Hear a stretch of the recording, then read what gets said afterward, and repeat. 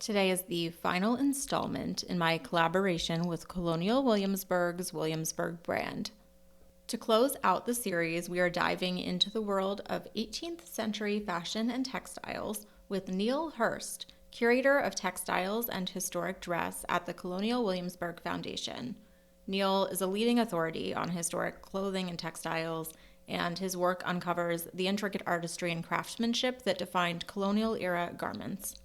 In this episode, we explore how textiles contribute to Colonial Williamsburg's storytelling, and Neal shares some really incredible behind-the-scenes insights from their textile collection and the care and dedication it takes to preserve these treasures.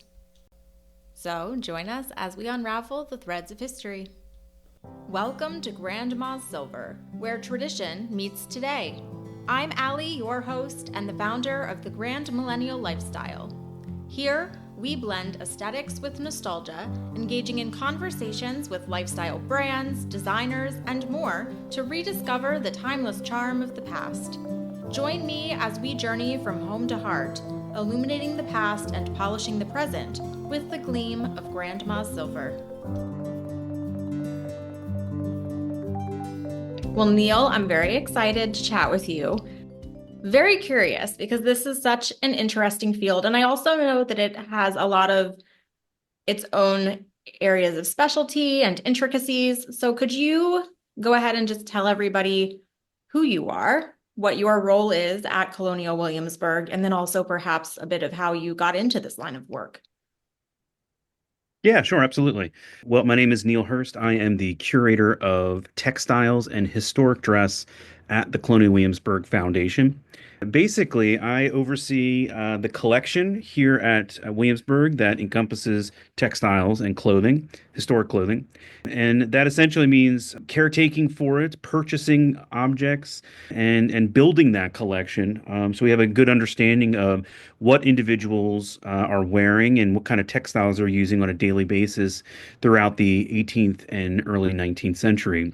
Our collection is quite large, quite diverse, and sort of unique in the way that we collect a lot of everyday material. So anything literally from pillowcases to samplers to men's waistcoats and women's gowns and everything in between, needlework pictures, quilts, coverlets, just to kind of name a few things. And we have, of course, the historic area that we provide all the textiles for. So any number of households ranging in very, very, very high-end textiles for the governor's palace, down to sort of everyday working families like the Getty House, which is also along Palace Street in Colonial Williamsburg.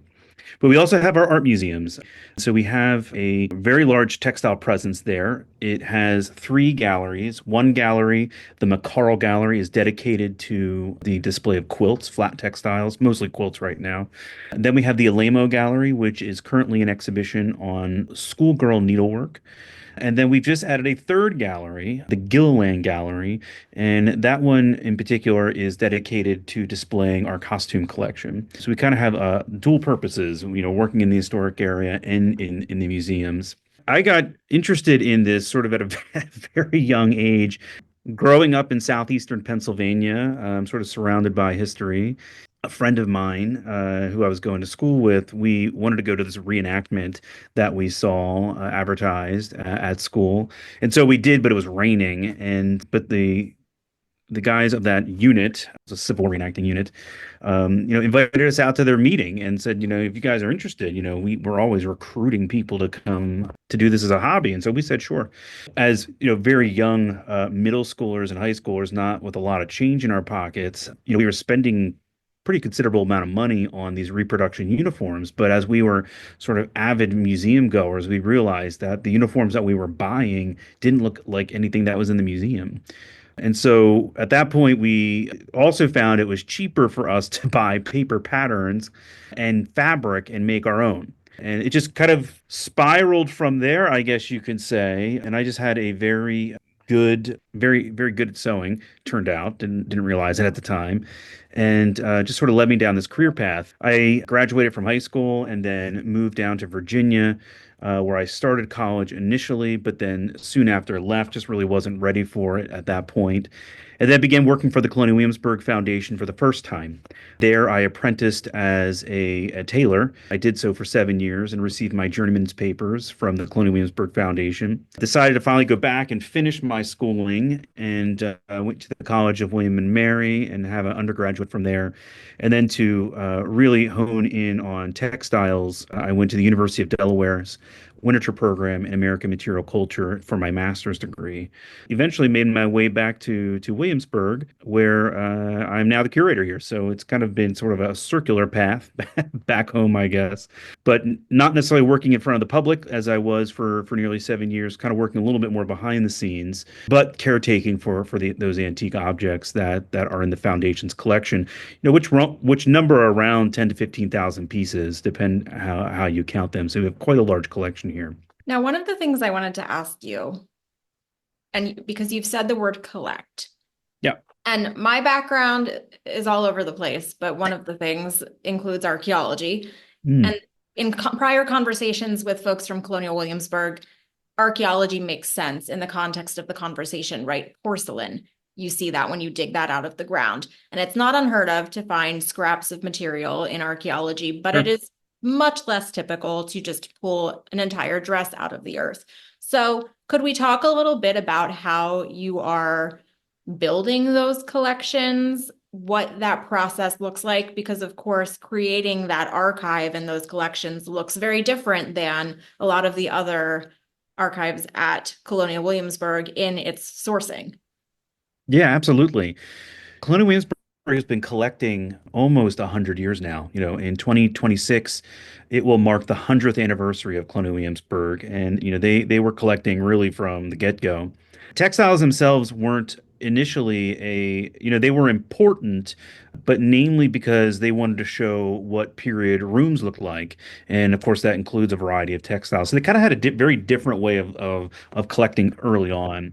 Fast forward 100 years. We collect in a variety of ways. Sometimes it is somebody who gives us a cold call or a cold email, saying, "Hey, we have this thing.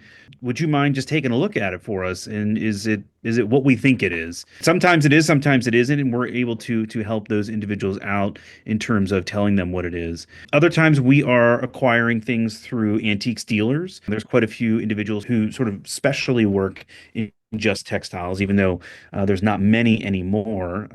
There are a few out there. Gifts come in the door as well. So we'll have folks with known objects that they may collect textiles or may have picked them up over the years, and they know that we have an interest in them, and they come to us as gifts. And lastly, we still buy things at auction. There's still plenty of auctions around the world. Now we don't really collect as globally as we used to collect, let's say in the 1940s and 50s. At that point, they thought everything in Virginia was English, but we realized that, sure, they were English, but the Virginians certainly have their own taste, particularly when we look at clothing. But we certainly do go through to auction houses all up and down the East Coast, all throughout the United States, and also through England as well. So yeah, we have a pretty good network. But for museums, it's interesting because textiles take up a lot of space, and a lot of sort of careful care that's needed to make sure they're going to live for the next 100, 200, 300 years indefinitely. They come to the collection, this is kind of their retirement home. They're here for study and for exhibition, but it is sometimes hard to care for some of them depending on what the condition is. But we have kind of a laundry list of things, of, like I said, we've been collecting for 100 years, but kind of have a list of things that are kind of holes in the collection that we sometimes call them. Things that we're missing, which is, you wouldn't think we're missing stuff, but just rare pieces that don't come up to auction or don't exist very frequently. So we kind of keep that list in the back of our heads as we're always looking at acquiring new pieces to come into the collection. Now, you said something that I feel like, of course, preservation is a really big part of that. And I do want to circle back to that later. But the idea that everything that you are curating is part of research in many ways. It's meant to help you piece together this story. Could you talk to us a little bit more about what story you're trying to kind of unearth through these collections, or you mentioned some gaps. How are you determining what the gaps are, or what would be Yeah. helpful for you to learn more about through various pieces that you are trying to keep an eye out for? One of the things that is very unique about Williamsburg is our Department of Historic Trades. And there we have individuals who are truly practicing their trade, that 18th century trade in front of the public on a daily basis. And we're always trying to get to the bottom of how things are made, how things are put together, the changing in taste and style over time. And so that's what a lot of our collection is here to inform. For an example for you, we recently acquired this great green silk coat.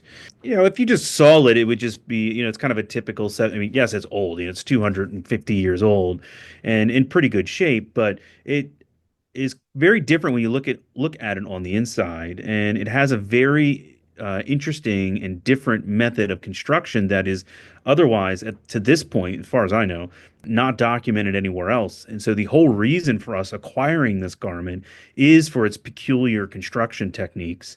And so, like an art museum, like an art and design museum, probably would not necessarily look to acquire a plain green silk coat just because it's stitched differently. Whereas sort of the history museum side that we have here at Colonial Williamsburg, this is certainly something we want to document because it reveals more about the makers of these pieces and how they put them together and perhaps why they put them together, looking at the materials that they used.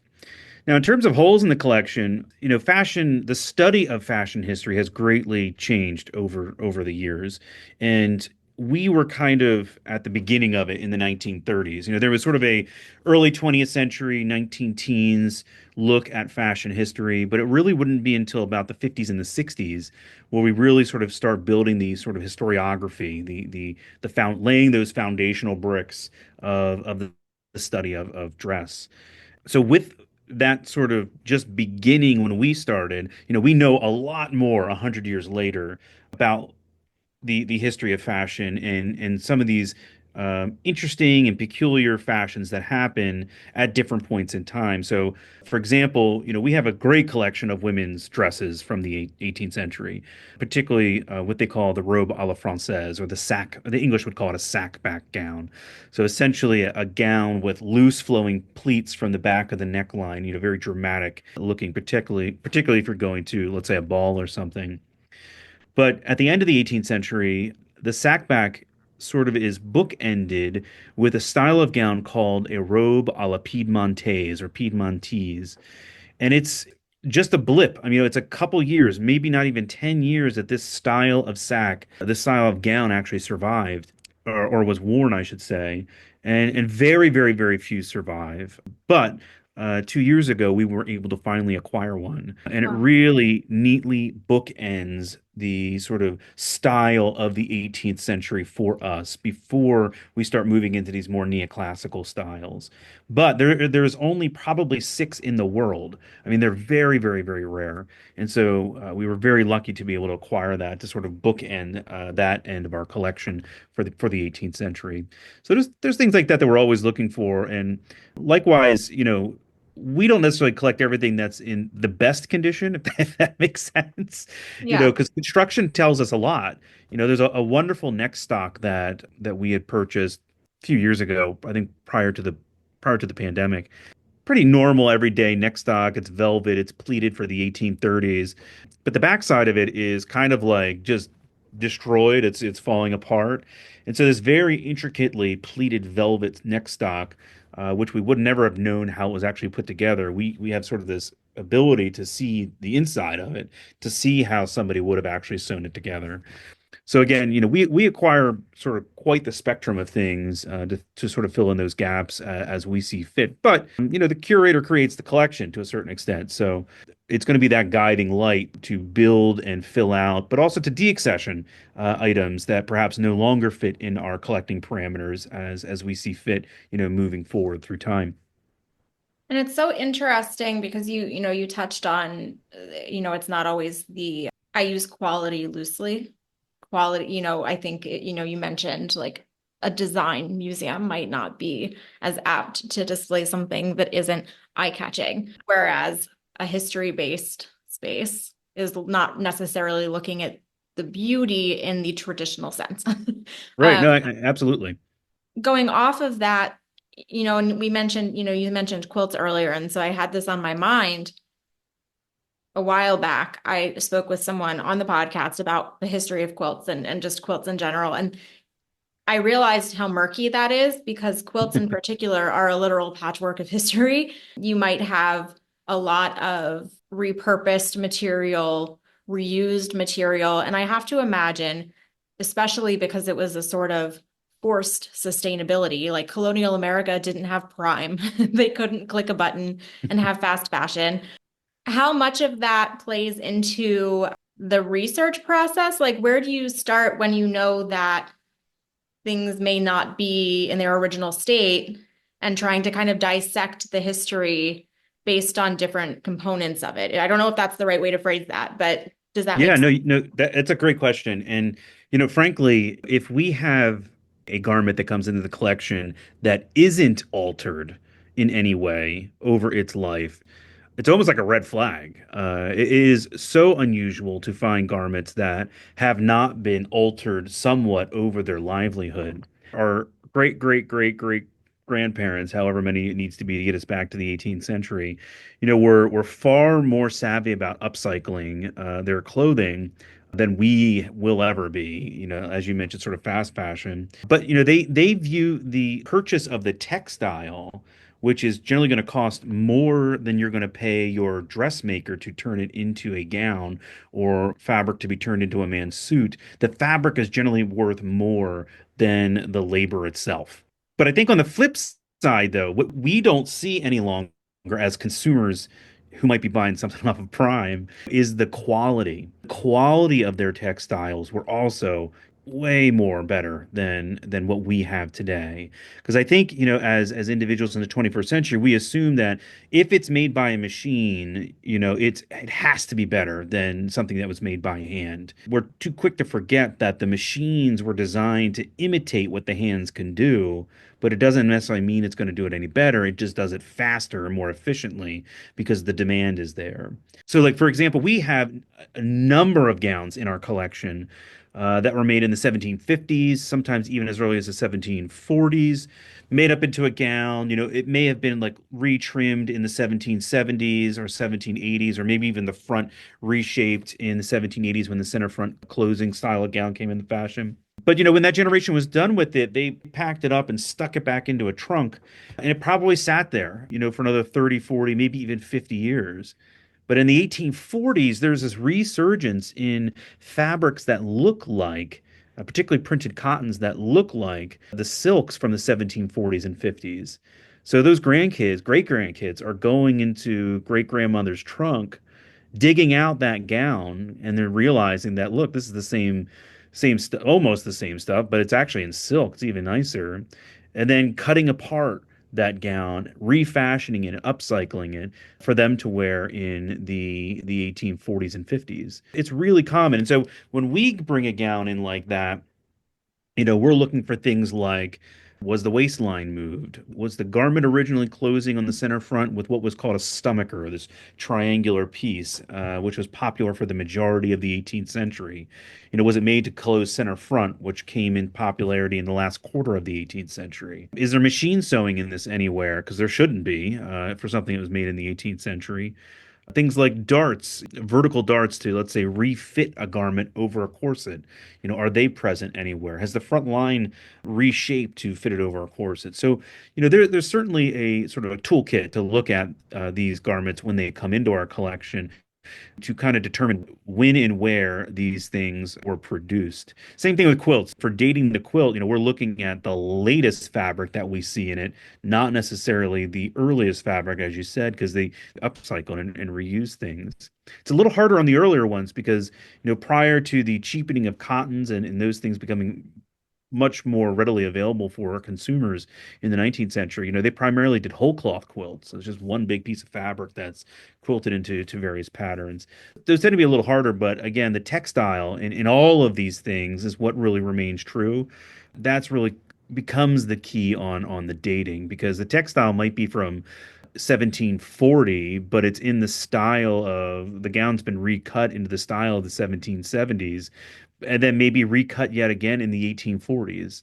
And then, of course, we have the centennial in 1876, and all this stuff came back out again, and everybody's wearing it, at all kinds of pageants and stuff. So, these clothes had a long life, probably much longer than the original wearer ever intended them to be, or maybe they did intend it, because it was quite an investment in that fabric.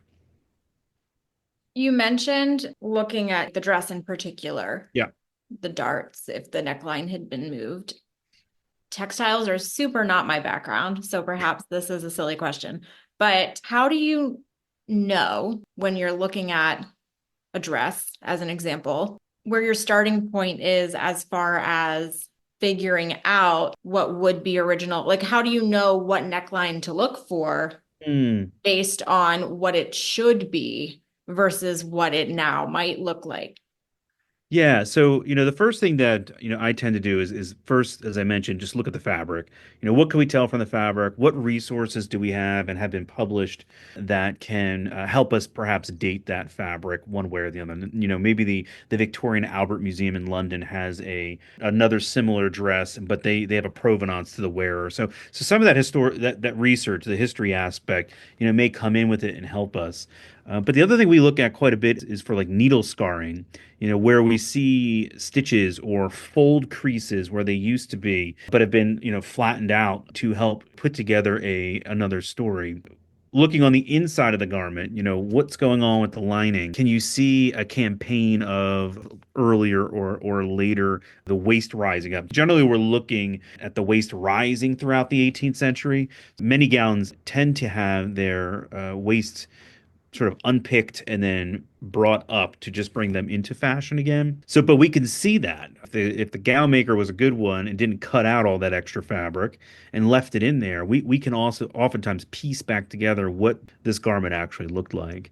Were there buttonholes unpicked off the pocket flaps? Were the pocket flaps reshaped? Was the cuff on the sleeve cut apart? And again, there's oftentimes just evidence looking in between the linings. If we're lucky on men's coats, sometimes the linings are completely shattered, and we can really get into it and start to see what's going on the inside, which can also tell an entirely different story.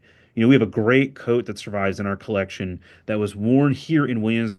We only have a handful of Williamsburg worn coats worn by Judge John Blair, and so the history that was actually written on a little 3x5 card. It was shoved in the pocket. Said that this was worn by John Blair Jr. When he was confirmed at the United States Senate. But immediately, when you look at the fabric's 1740s.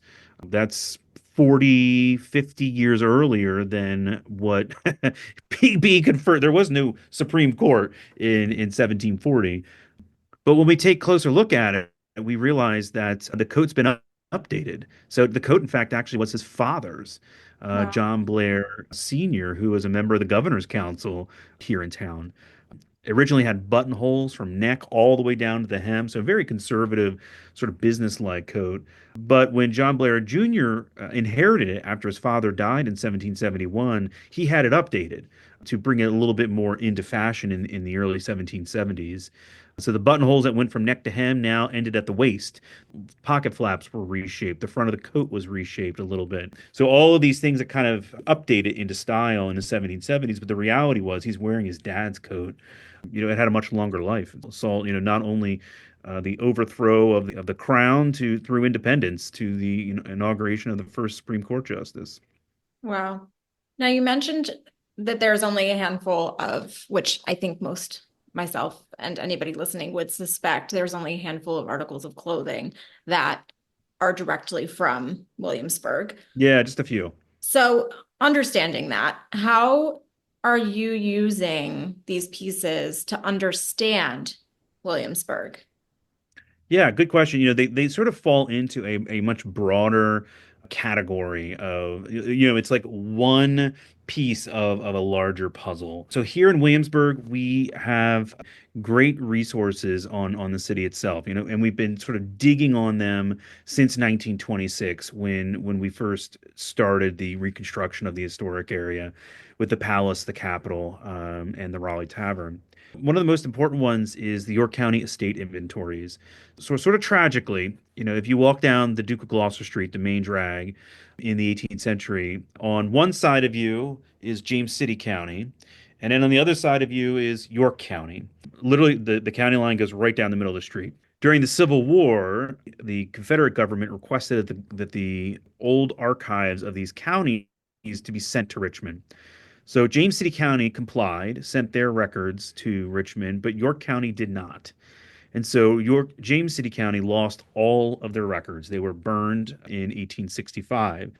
But for the one half of the street, York County, we still have very, very, very good records. And so things like estate inventories help us to give us a snapshot of what somebody's life looks like at the end of their lives, and their probate. So things like clothing and textiles frequently show up on them because they are worth so much. They're oftentimes within the top three of the most expensive things that somebody owns. So we're able to get a good idea of what people owned here in town. We also have a very complete grouping of newspapers, the Virginia Gazette, which started being published in the 1730s. And that really gives us a wonderful picture of things being offered here in Williamsburg at the various storehouses. Sometimes it just gives you a word, or it doesn't give you much of a description, but it will list black lace or blonde lace or 800 different types of fabrics, literally because fabric was the single largest import to the colony of Virginia. Most shops are selling fabric, but you have to really know what that fabric is through other sources.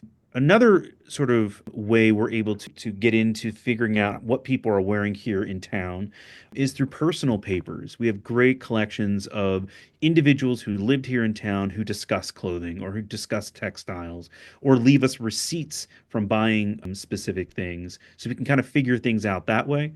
And of course, for the upper crust part of society, the big thing to sort of realize is, there's a huge amount of bias in the textiles that do survive. They do tend to be only the upper end of society or somebody's best clothing, and they just sort of ended up in a trunk or in a closet and just, survived 200 years. But we can look at portraits. Again, generally the higher end of society, but we do get some upper middle class and some middle class individuals that get painted as well. But it helps with like understanding fit. Some of the portraits also help us to date fabrics as well. So that's another sort of inroad into what did life look like here in Virginia, particularly Williamsburg. And other decorative arts help us there too, like furniture and ceramics and glass. It's funny because the Tidewater Virginians, of course, this area sort of being the earliest section of North America that's settled permanently. They're fairly boring, and it's oftentimes described as being very neat and plain. You don't really find folks dressing way over the top, but it's very, very, very nicely made, but it tends to be fairly plain. It's only probably within the last 30, 40 years that we've been really able to see these different regions that were developed in North America that really reflect the economies of those areas as well, in terms of what their dress looked like, what their households looked like. Some of it is dictated by religion, some of it is not. But Interesting. largely here in Williamsburg, we're pretty neat and plain, so kind of boring. Untrimmed, nice fabric, untrimmed, occasionally trimmed things, but nothing too much over the top. You did just mention, and I was going to segue this later as kind of an end cap, just because, of course, the holidays are upon us. And I am curious just about, because, of course, historic dress tells a story, but of textiles in general, I mean, textiles that involves a lot of design and Yeah. decor. And we know that there was quite a bit of that at Colonial Williamsburg. So I'm curious if we could just talk about that for a moment. And then also, the reason I was thinking about the holidays is because I know that there's a little bit of integration with that in the way that perhaps some folks decorated or, celebrated the season. But then also if there was anything different that you see as far as historic dress or as it relates to customs celebrations, if you have a sense of what those traditions might have looked like for Yeah. folks in Williamsburg. Sure. It's interesting because for the majority of the 18th century, there is very, very little fabric made here in Virginia. it's being made, and there's designs to a certain extent, but it's simplistic things. It's largely cotton and linen that is being, and some wool being spun, oftentimes being consumed by large households as a supplement, so you're not having to buy things from England.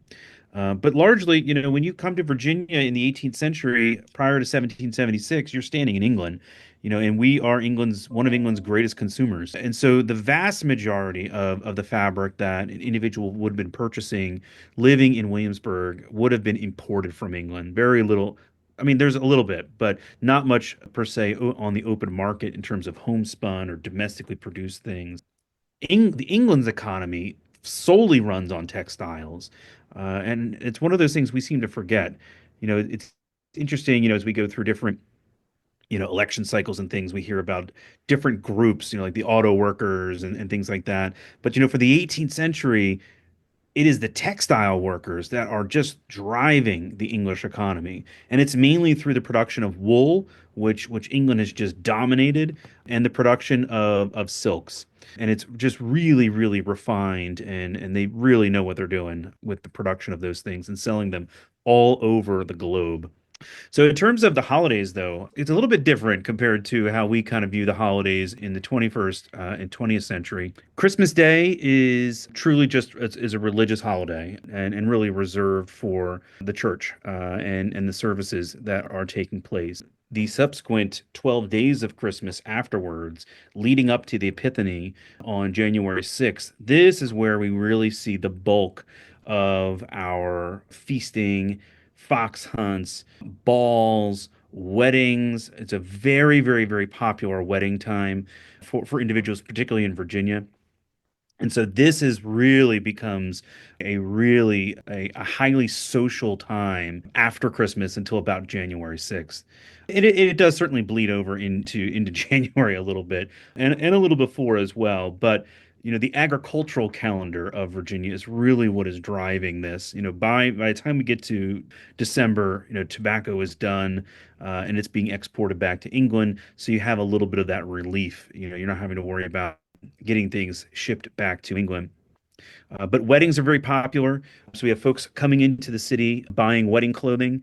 We have a number of wedding dresses in our collection, one of least, which was worn in late November, actually in England, but it was the Virginia couple. They were back in England, the Baylors, and so just a very, very, very popular and busy time for a lot of individuals, much like we see our schedules today Mm-hmm. as we move into the holidays now. Things are just getting busy, as we all know. But certainly a time for dressing up, bringing out some of those better clothes that you may have in your closet, or having things made new. A lot of what they call subscription balls. And so these were dances that people would pay to buy a ticket to, and they would hold them frequently in the Capitol building. We know the governor is hosting balls for, of course, the upper crust of society. There's concerts, there's lectures at taverns. But in terms of decorating, we don't have a lot in terms of the interior. Probably the most common thing that we do see, and this is a little bit beyond our textile chatting here, but is holly sprigs being stuck into the window pane. Find little pieces of sort of like beeswax being stuck in each pane of glass and putting a sprig in there. There's a number of great prints that show that. Mistletoe, of course, long English tradition carried over here. And likewise, the tradition of what they call Christmas guns, where folks just fire off guns on Christmas night. Not textile related, but we do have images of that printed on textiles. Oh, that's funny. I do have questions because I know I could ask you a million questions. There's so much to talk about. But I want to make sure we talk about there's an exhibit that Yes. is opening. Yes, it is open. So I'd love to talk about that. But then also, if you could give us a little insight into, and this might be linked, might be two separate questions, getting back to that concept of preservation. Sure. What does preserving textiles look like? Does it differ based on time period, material? Like, how do you take care of all of these collections, all of these things Yeah. that require Yeah. such precise care? Sure. Well, let me tackle that second part first. So we have an entire department here of two currently conservators that work on our textile collection. And so they're highly trained in their fields and they only work on textiles, which we're very, very, very grateful to have them. But essentially, it starts with a discussion of an exhibit. What is this exhibit? What objects do you want in this exhibit? And then I will hand off sort of an object list or an object package, as we call it, over to them. And they will then go do what we call a survey. And they will look at all these objects, figure out, has this piece been on view before? How long can it go back on view? What is the structural integrity of this piece? Do we wish to have it mounted on a mannequin? Are we going to put it on a slant board? Is it going to go on some other type of mount? So those are just some of the cursory things that we begin to look at. And then from there, we come up with a plan of attack in terms of what kind of treatment do these pieces need. For example, in the current exhibit we have on view, there was a gown, just a plain white gown that really, it was starting to go very yellow. One of the things that we can do is kind of control the pH of cotton a little bit by washing it. And so this was a discussion that we had, and we decided that, yeah, we'll go ahead. I mean, it's a pretty lengthy process to wash something. Quite a bit of testing has to happen beforehand, particularly if there's any kind. Now, this is, let's say, I don't want to speak for my conservators, but a little bit easier one because there is no dye stuff related in this. But if there was something with dye in it, you have to test all those individual dyes to make sure they're not going to bleed as soon as it hits water. And washing is kind of like an extreme end of treatment. Otherwise, we're looking at things like splits. Are there missing buttons? Can those buttons be reproduced and sewn back on some way or the other to make the garment look complete? Are there seams that are splitting? Is there tears? Are there rips? Are there areas where the dye is eaten away the fabric, which is the case on a lot of dyes that are made with iron mordants? And a mordant is like a chemical glue that allows the dye stuff to adhere to the material. It's really caustic. Wasn't so much in their time, but it is in our time, 200 years later. So we have pretty deep discussions about all of these things and whether or not they are exhibitable. Because some of the things that we do bring into the collection, we don't really necessarily intend to exhibit because they might be in really bad shape, but we've collected it for another reason. And then particularly for things like our clothing pieces, I generally put together what we call lookbooks, which is a series of fashion plates or drawings or portraits to help guide the two conservators in how it should look once the garment is actually on a three-dimensional mannequin. But likewise, there's a lot of missing pieces. A lot of our gowns are missing parts and pieces that we then call upon either our trades department friends out in the historic area to reproduce for us. Sometimes we're digitally reproducing fabric to kind of make areas look like they used to, even though it might be hard. We've done it somewhat successfully a couple times so far, but it's something we still kind of play with a little bit. Petticoats and breeches, there's just some things that are much more rare to survive, or we don't want to put it on a mannequin because we think it's going to be too rough for it too hard to actually dress it. But we kind of go piece by piece when we put together those object lists in terms of what the treatment's actually going to look like. I mean, do you have a sense of about how many, you might have even mentioned this, the quantity? It's between 10 to 15,000 or so. So we have quite a bit, but I will say, so like conservation for us is exhibit driven. There are some cases when new things come in, we're like, okay, this really needs to get treated before it goes into storage, but just because of maybe some type of problem. But rarely does that happen. Most of the time, all of our treatment is done because it's truly just exhibit driven. With those three galleries, there is new pieces going in every single year. Our conservators are pretty busy, and so they're always working on one of those galleries that's about to rotate. The biggest problem that we face is light. We do a really good job at controlling it, even with 5-foot candles. If something's on view for over a year or like 18 months, we start to see visual change. Like we can see it with our own Oh, eyes, wow. not like using a instrument to pick it up. That's what we usually do. We truly see visual change in color. And so we're here to steward these garments for the next generation, for posterity. And so we don't want them to fall apart. I guess, are there three always in rotation? Yep. Okay. Yep. The three So, galleries. and the newest is this Elegance Taste and Yeah, you got Style. it. Elegance, taste, Okay. and style. Okay. Yep. I'm looking at my notes. Don't mind You're good. You're good. me. So, could you tell me a little bit more about that particular Sure. exhibit? What makes it special? Why is it exciting? What story is that telling?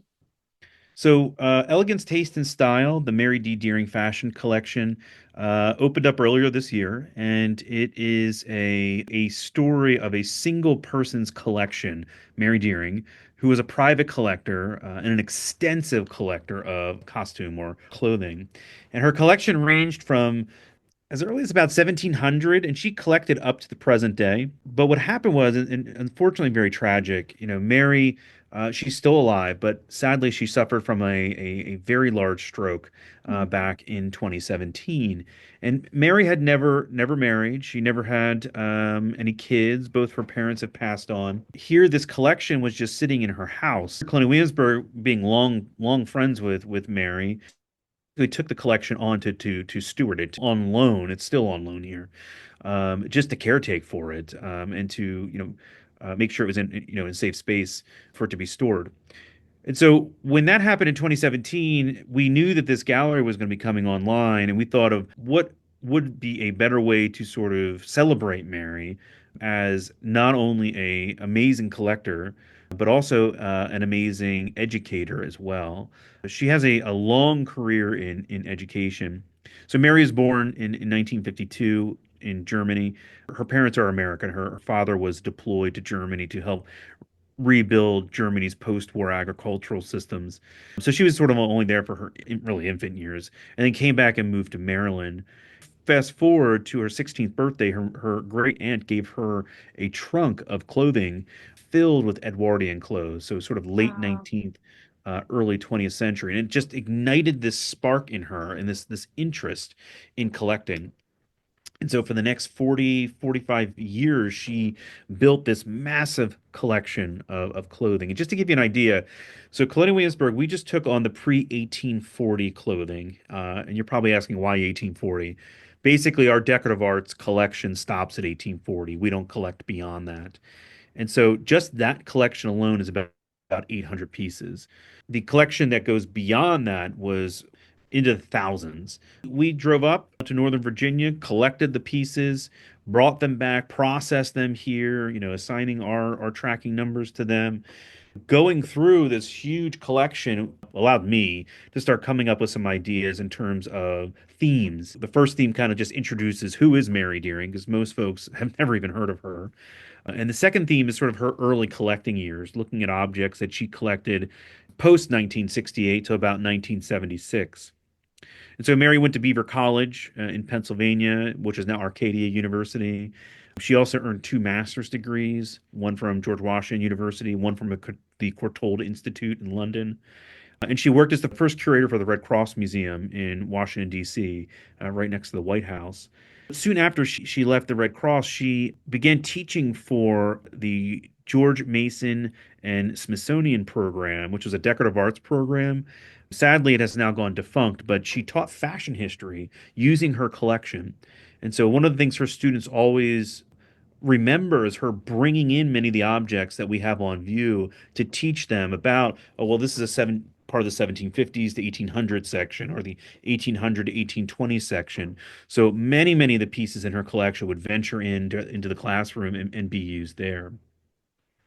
After we sort of discuss a little bit about her collecting years, we talk about her mentor, Cora Ginsburg, who was another textile dealer, and talk about how the quantity of the collection changed, but also the quality changed because of the mentoring that Cora Ginsburg offered to her for the rest of her life. One of the sections is on waistcoats or vests.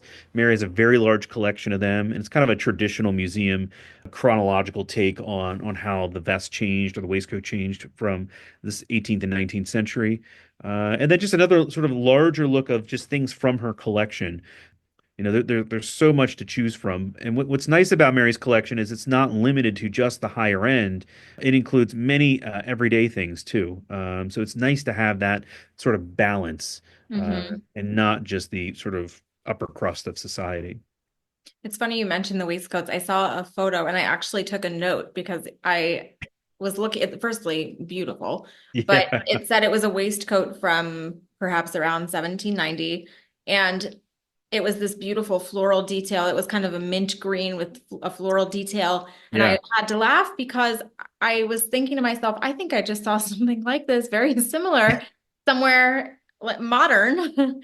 And it just is a reminder of the cyclical nature of fashion. Yeah, well, to a certain extent, I think a few years ago, the runway in New York had quite a bit of sort of 1830s vibe going on, these sort of large gauze overlay sleeves.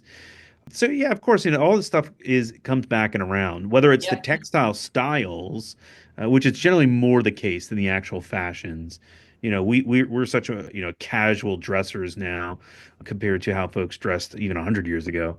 But it tends to be the textiles that come back. But what I find though is folks don't like the colorways, that they preferred in the 18th century, or were limited to because of the way they dyed things. The Mary Deering show will be up for a total of 2 more years. Okay. And then each year there is a new rotation of garments.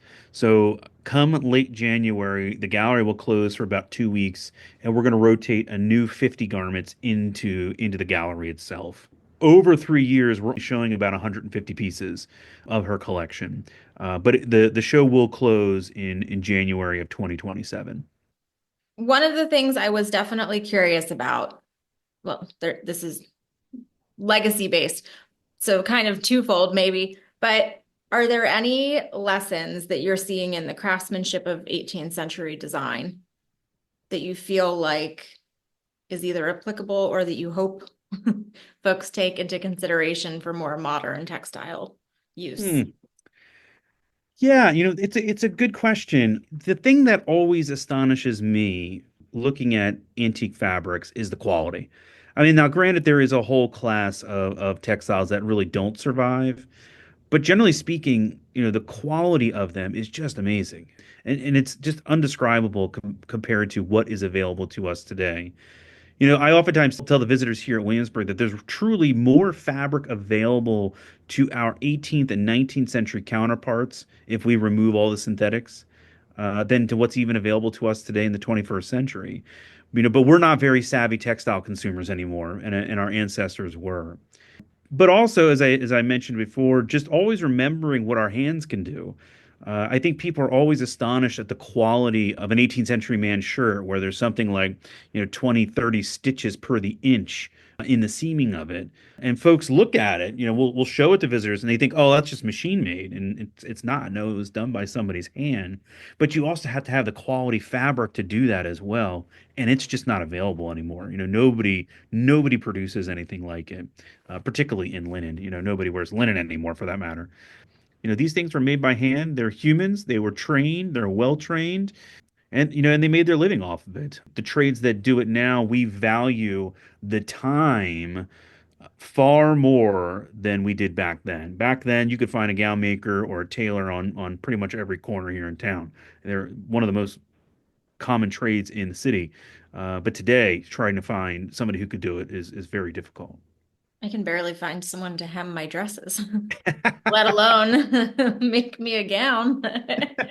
So I believe it. If we were to look at this historically and that kind of storytelling, are there messages that you're hoping people take away from textile and historic dress, or does it vary for you by exhibit or where these things are displayed?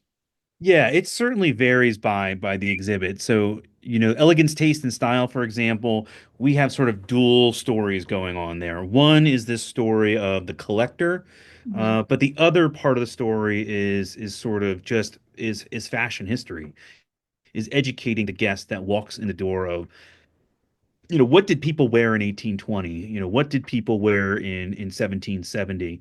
And through Mary's collection, we are able to showcase that to our visitors. Because I will say there is a lot of interest in looking at historic clothing. People are very interested in it, and it's also fueled by things like Bridgerton and Outlander, and for better or worse in terms of their clothing. But there's a lot of interest in sort of seeing those pieces in the flesh and what they look like, even though it's behind museum glass. So really trying to tell a good and providing a good fashion history is really important for us. But also, if we have it and it's rare, telling the story of the person who wore it.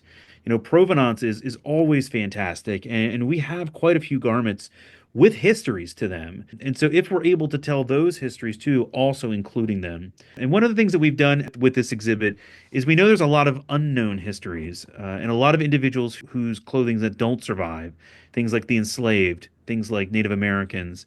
And so we've tried to touch on that through these larger than life television screens where we filmed individuals who were portraying enslaved African Americans.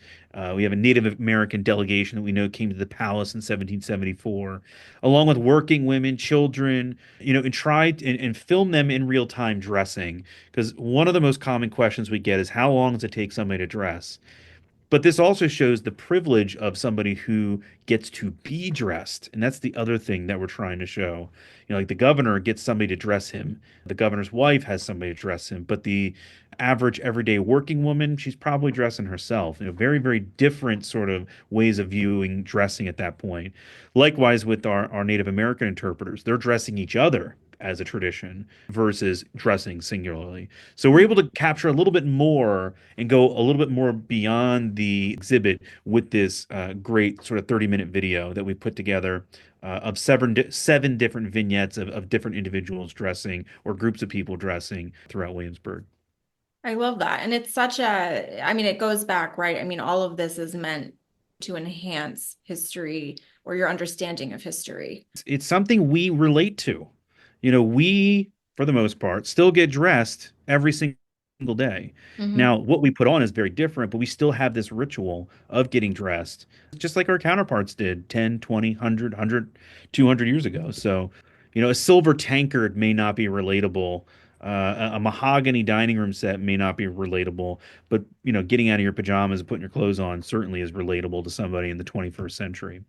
Very cool. Well, I'll make sure to share, of course, this particular exhibit, but then some of the other fun things that are going on in Sure. this space in the show notes. And we'll make sure folks have all the links and everything that they could possibly need to be sure that they're following along with what you're doing, with what Colonial Williamsburg Foundation is doing, with what the Williamsburg brand is doing. There's lots of moving parts, but everyone's up to a lot of fun stuff. So we'll share it all. But thank you so very much for taking the time to chat today. This has been honestly so interesting. Well, thank you very much.